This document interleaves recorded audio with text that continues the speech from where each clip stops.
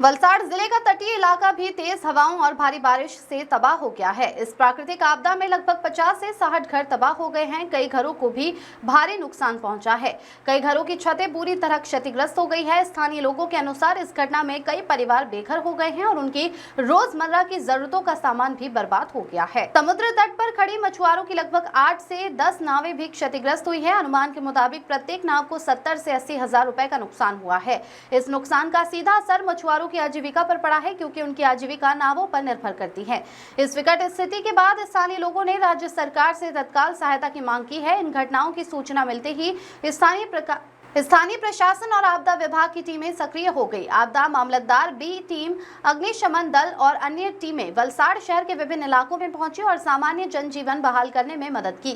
प्रशासन द्वारा नुकसान का आकलन करने का काम भी शुरू किया गया है। वलसाड़ डांग सांसद धवल भाई पटेल प्राकृतिक आपदा से प्रभावित लोगों के बीच पहुंचे, उनसे मिले, नुकसान का जायजा लिया और प्राकृतिक आपदा से प्रभावित लोगों को ढांढस बंधाया। उन्होंने सागर खेड़ू बंधुओं से भी मुलाकात की, उनका दर्द समझा तथा उन्हें हुए नुकसान के लिए सहायता की आवश्यकता पर चर्चा की।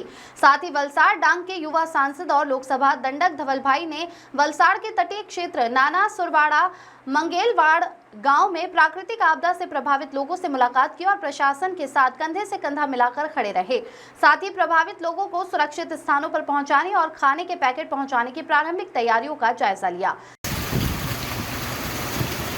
શું થયેલું હતું ને કેટલા ઘરોને નુકસાન થયેલું હતું?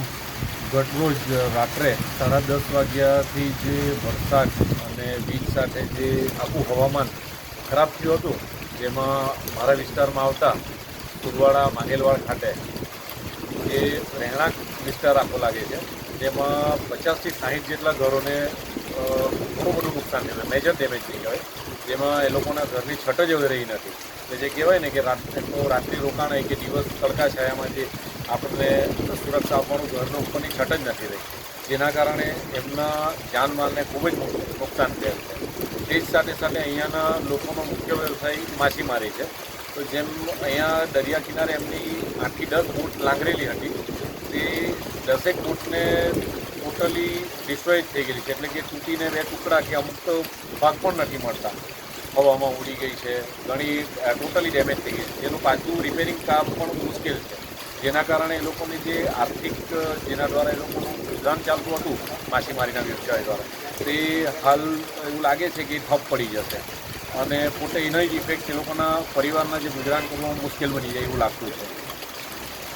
ઘર વખરીનો ટોટલી સામાન હાલમાં ઘરમાં પણ પાણી ઘૂસી ગયા છે વરસાદના, અને ટોટલી નુકસાન થઈ ગયું છે। બધા બેડ પણ ભીનાઈ ગયા છે, ફ્રીજ, ટીવી બધું જ નુકસાન થઈ ગયું। મારું ગામ નાના સુરવાડા માંગેલવાડ, જ્યાં કાલે રાતના 10:30 વાગે જેવું વાવાઝોડું આવેલું હતું, એમાં અમારા ગામમાં ઘણું નુકસાન થયું। આર્થિક 50 ઘરના ઉપરની છત એટલે પતરા બધા ઉડી ગયેલા છે, અને પતરા તો ઉડી ગયા, તેના જોડે વરસાદ ચાલુ હતો એટલે ખાવાનું અનાજ બનાજમાં બી પાણી લાગી ગયું અને એ બી નુકસાન થયું સાથે સાથે। અને અમારી રોજી રોટી એટલે કે દરિયામાં જે અમે જાય એટલે માછીમારી કરવા માટે હોડકી, એટલે હોડકી બી 8-9 તૂટી ગઈ છે, એટલે અમને ઘણો નુકસાન છે। અને અમારો સમાજ એવો છે કે રોજના લાવીને ખાવાવાળો માણસ વ્યક્તિ, કે અમે એ જે નુકસાન થયું છે એનું ભરપાઈ અમે સ્વૈચ્છિક રીતે તો નહીં કરી શકીએ, એટલે અમારી માંગ છે કે તંત્રને કે આ જલ્દી કરી આપશે તો અમને સારું પડશે। તંત્ર પાસે અમારી એક જ માંગ છે। અને બીજું શું છે કે અત્યારે વરસાદ કન્ટિન્યુ ચાલુ છે, બરાબર, કન્ટિન્યુ ચાલુ છે અને પતરા કોઈને ચડ્યા નથી, અને એ માટે અમે કહેતા છીએ કે જલ્દીથી જલ્દી આ વસ્તુને નિરાકરણ લાવશે તો સારું પડશે।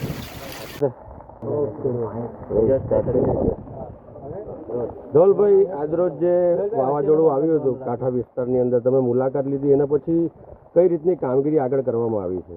જી, જે કાલે અતિ ભારે વરસાદના સાથે તોફાન સાથે જે વરસાદ આવ્યો તેમાં પૂરા દક્ષિણ ગુજરાતની અંદર તબાહી થઈ છે। એમાં ખાસ કરીને આપણે ડાંગ, વાગડા, ચીખલી અને આપણો જે વલસાડ કાંઠાનો વિસ્તાર છે તેમાં નાના સુરવાડા, મોટા સુરવાડા, તેજવી એવા અનેક ગામોમાં નુકસાન થયું છે। ત્યારે આજે સવારથી આપણા તંત્ર દ્વારા પૂરી સર્વેની કામગીરી ચાલુ કરી દેવામાં આવી છે। કાલે રાતથી જ હું અમારા ભાજપના સંગઠનના હોદ્દેદારો સાથે સંકલનમાં હતા, ગઈકાલે જનપ્રતિનિધિ સાથે પણ સંકલનમાં હતા, અને પોતે અહીંયા આવીને નિરીક્ષણ કર્યું છે કે કેટલું નુકસાન થયું છે અને કઈ રીતના હજુ આપણે મદદ પહોંચાડવી જોઈએ એના માટે પૂરો પ્રયાસ કરી રહ્યા છે। અમે ઘરે ઘરે વિઝિટ કરી છે, હમણાં પ્રાંત અધિકારી પણ અહીંયા આવે છે અને એમને પણ મેં સૂચના આપી છે કે જેટલા પણ આપણા પરિવારો આ રીતના વરસાદના લીધે જે એમને મુશ્કેલી વેઠવાનો સમય આવ્યો છે તેમને ફૂડ પેકેટ ખાસ કરીને જે નાના બાળકો છે, વૃદ્ધ છે, એમને કોઈ દવાની જરૂર હોય તો એ અને એની સાથે જે આપણી સરકારી અહીંયા જગ્યાઓ છે એમાં એમને સેફ સ્થળે ઓલરેડી ખસેડ્યા જ છે, પણ હજુ સારી રીતે ખસેડીને કોઈ પણ લોકોને જ્યાં લગીને આપણો વિસ્થાપનની કામગીરી પૂરી થઈ ત્યાં લગીને એમને સારી જગ્યા સેફ સ્થળે રાખે એના માટે પૂરો પ્રયત્ન કરી રહ્યા છે. અને સાથે મળીને તંત્ર સાથે આપણે લોકોને કોઈ પણ જાતની આગળ જતા કોઈ પણ જાતની મુશ્કેલી ના પડે એના માટે હું પૂરી સાવચેતી કરી રહ્યા છું. અને સાથે સાથે લોકોને પણ ખાસ અપીલ કરવા માગું છું કે આ પૂરા દક્ષિણ ગુજરાતની અંદર આવનારા 3 થી 4 દિવસમાં હજુ અતિ ભારે વરસાદની આગાહી છે, તો દરિયા તરફ આપણે કોઈ પણ જવું નહીં અને સેફ સ્થળે જ રહીએ. આમાં તંત્ર પૂરી રીતે તૈયાર છે કે આવી રીતના કોઈ પણ દુર્ઘટના થાય તો અમે આપણા લોકોને બચાવી શકીએ એના માટે પૂરો પ્રયાસ કરી રહ્યા છે, પણ લોકો પણ અમને સાથ આપે એના માટે ખાસ અપીલ કરવા. સાહેબ, માછીમારોનો વ્યવસાય છે, માછીમારી કરવો, એ લોકોની મોટે ભાગની બોટો અત્યારે નષ્ટ થઈ ગઈ છે, તેના માટે આગળ શું કાર્યવાહી છે? જી હમણાં જ મને અહીંયા કહેવામાં આવ્યું કે આ ગામમાં પણ આગ જેટલી જે માછીમારોની બોટ છે એને નુકસાન થવામાં આવ્યું છે. એની અંદર હું તંત્રને વાત કરીને તરત જ એમાં કઈ રીતના સહાયરૂપ બની શકે સરકારી યોજનાથી, કારણ કે આપણા માછીમારોનું મુખ્ય પૂરું જે છે એ બોટિંગનું જે આપણા મચ્છી પકડવાનો વ્યવસાય જે છે એ જ તૂટી જાય તો એમનું ઘર પણ ભાંગી જાય. એના માટે જલ્દીથી જલ્દી આ સરકારી યોજનાથી અમારા સાંસદના માધ્યમથી અને બીજા એનજીઓના માધ્યમથી કઈ રીતના જલ્દી સહાય પહોંચી શકાય એના માટે પૂરો પ્રયાસ કરીએ. ખાસ કરીને જે ખેડૂતો છે તેઓને પણ નુકસાન થયું છે, આંબાવાડીઓમાં આંબાઓ પડી ગયા છે અને ડાંગરને પણ નુકસાન થયું છે. જી ગયા વખતે પણ જ્યારે ડાંગર અને આંબાવાડીનું નુકસાન થયું ત્યારે પણ અમે ખાસ બાંયધરી લીધી હતી કે જે ડાંગરનું અને આંબાવાડીનું નુકસાન થયું છે એની સર્વેની કામગીરી કરાવીશું. એકવાર અમારું કલેક્ટરનું તંત્ર પૂરું આ સર્વે કરાવી દેશે અને આપણા રાજ્ય સરકારમાં મોકલે ત્યારે પછી હું રાઘવજીભાઈ પટેલ જે આપણા કૃષિ મંત્રી છે એની સાથે સંકલન કરીને જલ્દીથી જલ્દી આપણા ખેડૂતોને પણ પૂરું આ વળતર મળે એના માટે પૂરો પ્રયાસ કરતો. ओके, एक हिंदी. द वॉइस न्यूज के लिए वलसाड़ से ओलिवर ठक्कर की रिपोर्ट. खबरों में बने रहने के लिए द वॉइस न्यूज को सब्सक्राइब करें और बेल आइकन दबाएं.